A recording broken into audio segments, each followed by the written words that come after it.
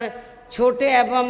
मध्यम वर्गीय व्यापारी वर्ग भी काफी ज्यादा दुखी व परेशान है। मायावती जी जिंदाबाद। हमारी पार्टी मामले में कहने में बहुत कम बल्कि कार्य करके दिखाने में ही ज्यादा विश्वास रखती क्या है। पहचान? नीला झंडा हाथी साहब अमर रहे, मानवर काशी राम साहब अमर रहे, मानवर काशी राम साहब अमर रहे। वैसे आप लोगों को ये मालूम है कि हमारी पार्टी कांग्रेस, बीजेपी व अन्य किसी भी विरोधी पार्टी तथा गठबंधन आदि के साथ मिलकर नहीं बल्कि अकेले ही अपनी पार्टी के बलबूते पर पूरी तैयारी व दमदारी के साथ ये चुनाव लड़ रही है। इसके साथ ही हमने टिकट बंटवारे के मामले में भी सर्व समाज के लोगों को उचित भागीदारी दी है, जिनको कामयाब बनाने के लिए अपनी पार्टी के लोग पूरे जी जान से लगे हुए हैं। वैसे आप लोगों को अमरोहा सीट के बारे में ये मालूम है कि पिछली बार जब लोकसभा का आम चुनाव हुआ था तो ये सीट बहुजन समाज पार्टी ने जीती थी, लेकिन जिनको हमने या आप लोगों ने जिताकर भेजा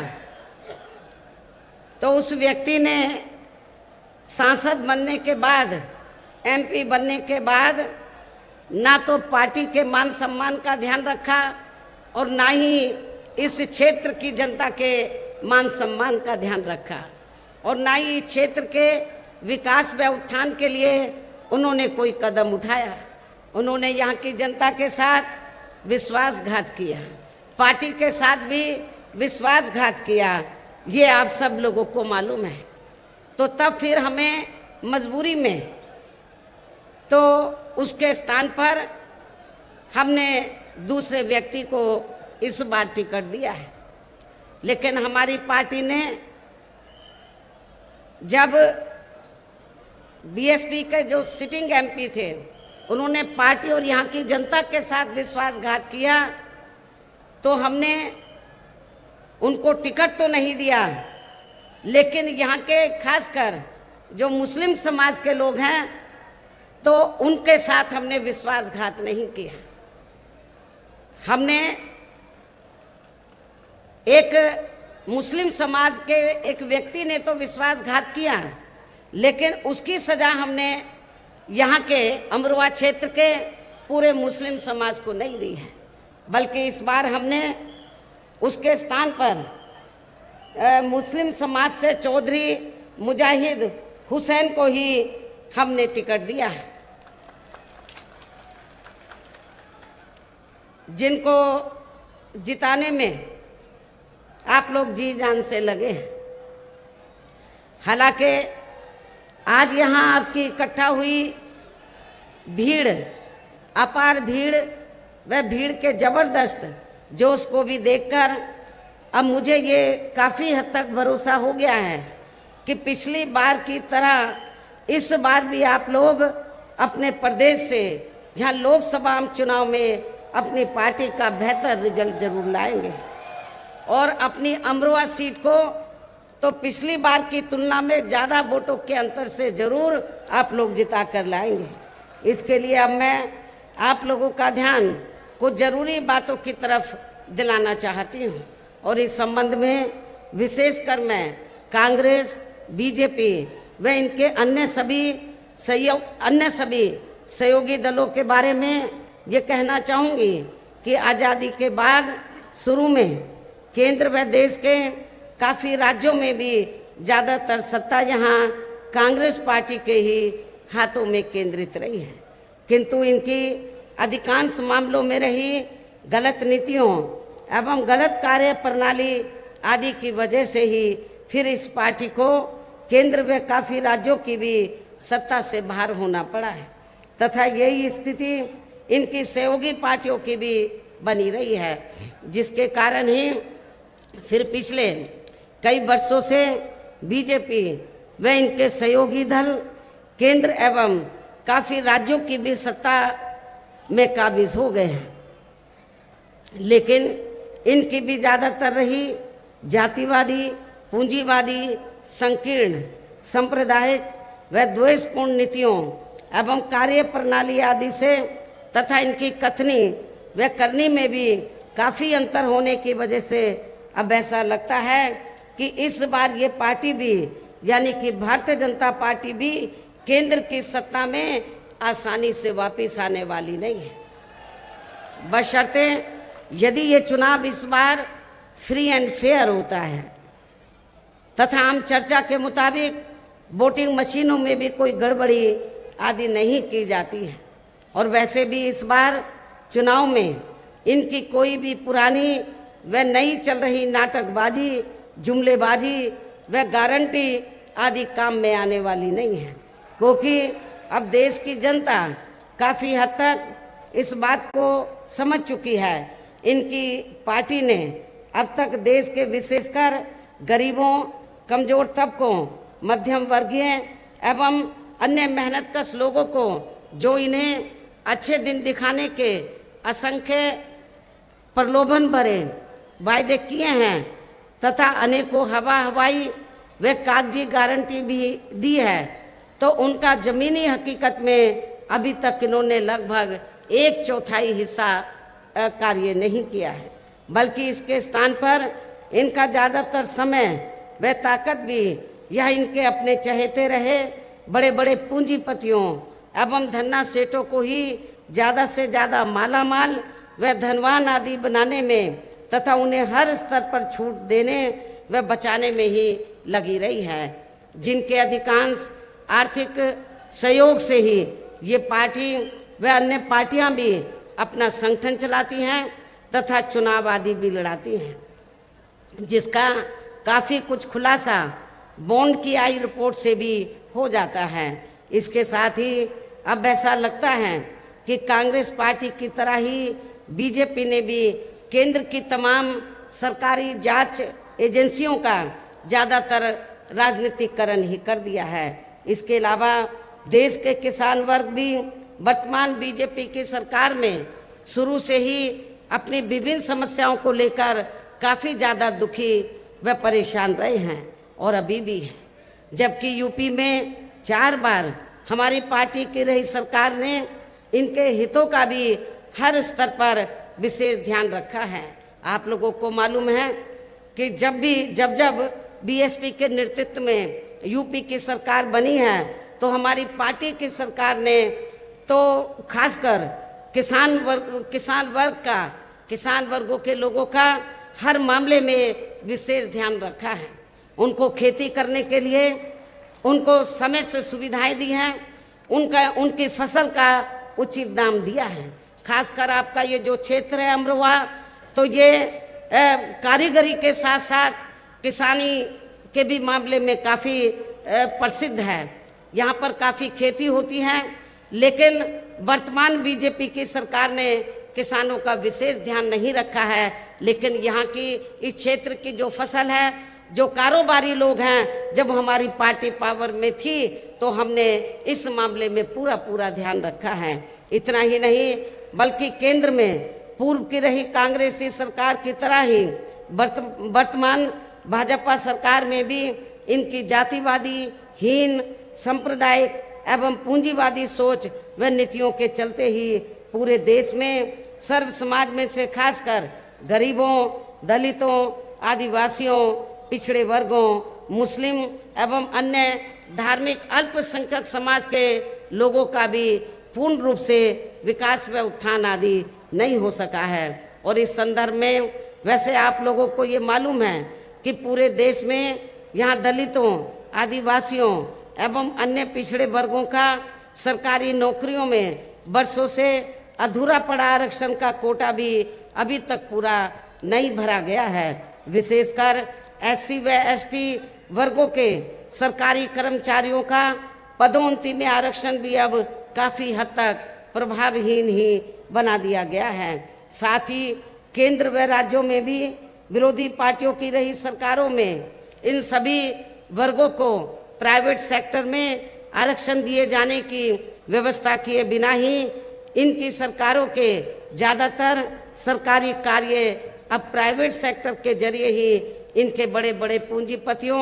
व धन्ना सेठों आदि को ही दिए जाने के कारण अब इनको पूरे देश में आरक्षण का बहुत कम ही लाभ मिल पा रहा है। इसी प्रकार इनका अन्य और मामलों में भी शोषण व उत्पीड़न आदि होना अभी तक भी बंद नहीं हुआ है। इनके साथ साथ मुस्लिम व अन्य धार्मिक अल्पसंख्यक समाज के लोगों की भी हालत हर स्तर पर या काफ़ी ज़्यादा खराब व दयनीय ही बनी हुई है, जिसका काफ़ी कुछ खुलासा सच्चर कमेटी की रिपोर्ट में भी किया गया है। इन वर्गों में वर्तमान में तो काफ़ी दहशत का वातावरण व्याप्त है, ये सब किसी से छिपा नहीं है। इतना ही नहीं बल्कि पिछले कुछ वर्षों से केंद्र व अधिकांश राज्यों में भी बीजेपी व आरएसएस की सरकारों के चलते हुए अब इनका विकास व उत्थान आदि होना भी काफ़ी हद तक बंदशाई हो गया है। आए दिन इन पर खासकर हिंदुत्व की आड़ में हो रही जुल्म जाति भी यहाँ काफ़ी ज़्यादा चरम सीमा पर पहुँच चुकी है। इनके साथ साथ अपर कास्ट समाज में से विशेषकर गरीब लोगों की भी हालत हमें कोई खास अच्छी नज़र नहीं आती है। इनकी गलत कृषि नीतियों के कारण किसान वर्ग भी आए दिन आंदोलित ही रहता है। साथ ही इनकी गलत आर्थिक नीतियों की वजह से देश की अर्थव्यवस्था पर भी इसका काफ़ी बुरा प्रभाव पड़ रहा है, जिससे यहाँ विशेषकर छोटे एवं मध्यम वर्गीय व्यापारी वर्ग भी काफ़ी ज़्यादा दुखी व परेशान हैं। और अब केंद्र में पूर्व की रही सरकारों की तरह ही वर्तमान भाजपा सरकार में भी यहाँ पूरे देश में गरीबी, बेरोजगारी एवं महंगाई आदि भी लगातार काफ़ी ज़्यादा बढ़ रही है। देश में हर स्तर पर फैला भ्रष्टाचार भी अभी तक खत्म नहीं हुआ है। साथ ही अपने देश की सीमाएं भी अभी तक पूरे तौर से सुरक्षित नहीं हैं, ये भी बड़ी चिंता की बात है। ऐसे में अब आप लोगों को देश में इस समय हो रहे लोकसभा आम चुनाव में कांग्रेस, बीजेपी व इनकी सहयोगी पार्टियों को भी केंद्र की सत्ता में आने से जरूर रोकना है। जिनकी गलत नीतियों व गलत कार्य प्रणाली आदि को आप लोग काफ़ी हद तक आजमा भी चुके हैं। ऐसी स्थिति में अब ये विरोधी पार्टियां इस चुनाव में भी किस्म किस्म के साम दाम दंड भेद आदि अनेकों हथकंडे इस्तेमाल करके केंद्र की सत्ता में आने की भी पूरी कोशिश में लगी हैं, जिनसे अपनी पार्टी के लोगों को हर स्तर पर काफ़ी ज़्यादा सावधान रहना है। और इस मामले में विरोधी पार्टियां अपने अपने पक्ष में हवा बनाने के लिए खासकर मीडिया,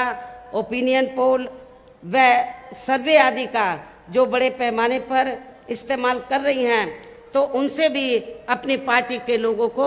बिल्कुल भी गुमराह नहीं होना है। इसके साथ ही विरोधी पार्टियों के विभिन्न रूपों में जारी किए गए इनके हवाई व प्रलोभन भरे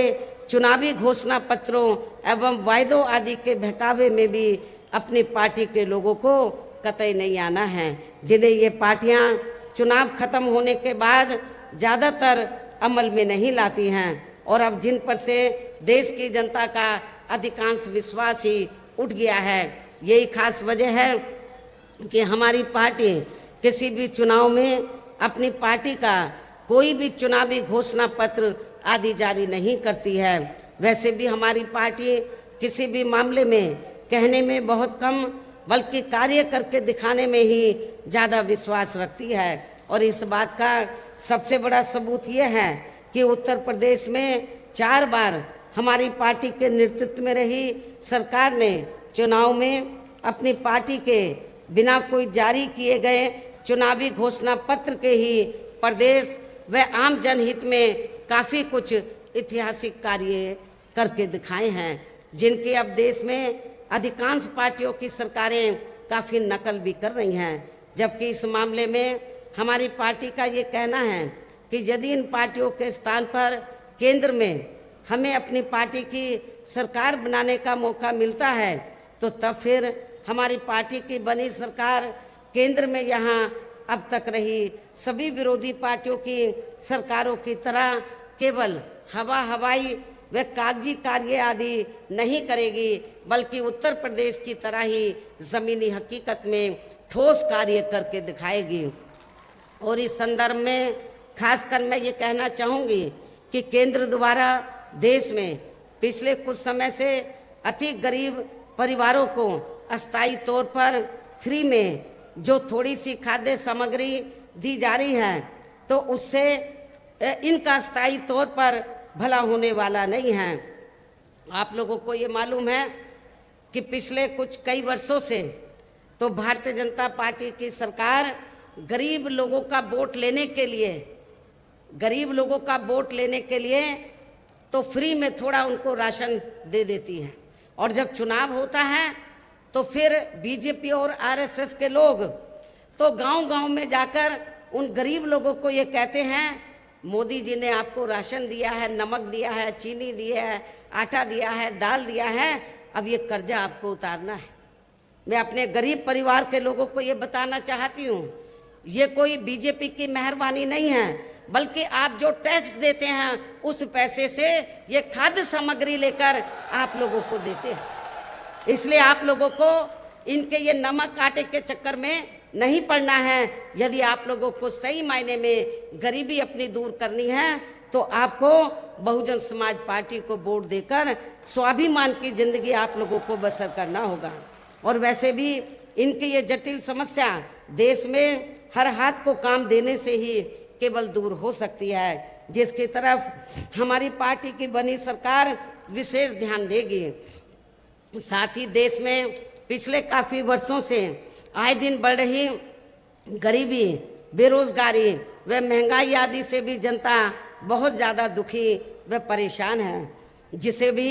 आर्थिक नीतियों में तब्दीली करके जरूर दूर किया जाएगा। हिंदुत्व की भी आड़ में पिछले कुछ वर्षों से खासकर मुस्लिम समाज के लोगों का द्वेष की भावना से जो इनका काफ़ी ज़्यादा शोषण व उत्पीड़न आदि किया जा रहा है, तो इसे भी जरूर रोका जाएगा। और ये सब हमने अपनी यूपी की रही सरकार में करके भी दिखाया है।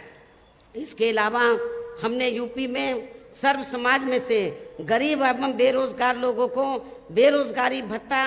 आदि न देकर उन्हें बड़ी तादाद में रोटी रोजी के साधन भी उपलब्ध कराए हैं, जो अब ये कार्य भी अधिकांश ठंडे ही पड़े हैं, जिनको फिर सरकार बनने पर प्राथमिकता दी जाएगी। कहने का तात्पर्य ये है कि देश में इस समय हो रहे लोकसभा आम चुनाव में विरोधी पार्टियों के जारी किए गए उनके हवाई व प्रलोभन भरे चुनावी घोषणा पत्रों आदि के बहकावे में अब यहाँ खासकर देश के अति गरीबों, मजदूरों, बेरोजगारों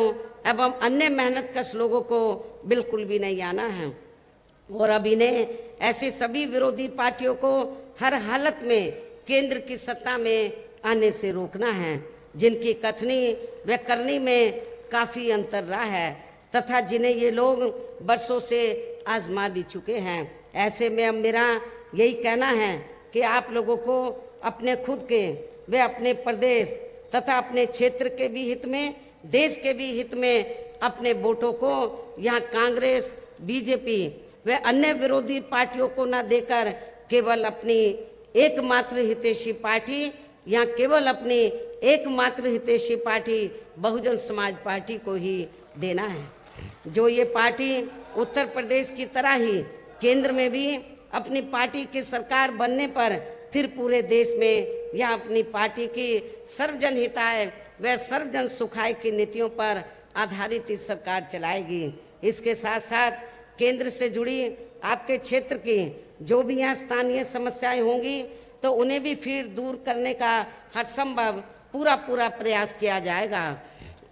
साथ ही यहाँ गरीबों, मजदूरों, बेरोजगारों, कर्मचारियों, किसानों, छोटे व्यापारियों एवं अन्य मेहनतकश लोगों के हितों का भी विशेष ध्यान रखा जाएगा। सर्व समाज में से खासकर दलितों, आदिवासियों, पिछड़े वर्गों, मुस्लिम व अन्य धार्मिक अल्पसंख्यक समाज के लोगों के विकास एवं उत्थान के साथ साथ हर स्तर पर इनकी सुरक्षा आदि के लिए भी सख्त कदम उठाए जाएंगे। और तभी फिर यहाँ वास्तव में अपने देश के महान संतों, गुरुओं व महापुरुषों में भी विशेषकर महात्मा ज्योतिराव फूले, श्री छत्रपति शाहू जी महाराज, श्री नारायण गुरु, बाबा साहब डॉक्टर भीमराव अंबेडकर एवं मान्यवर श्री कांशीराम जी आदि का अधूरा रहा सपना जरूर साकार हो सकता है, जिनको यूपी में हमारी पार्टी की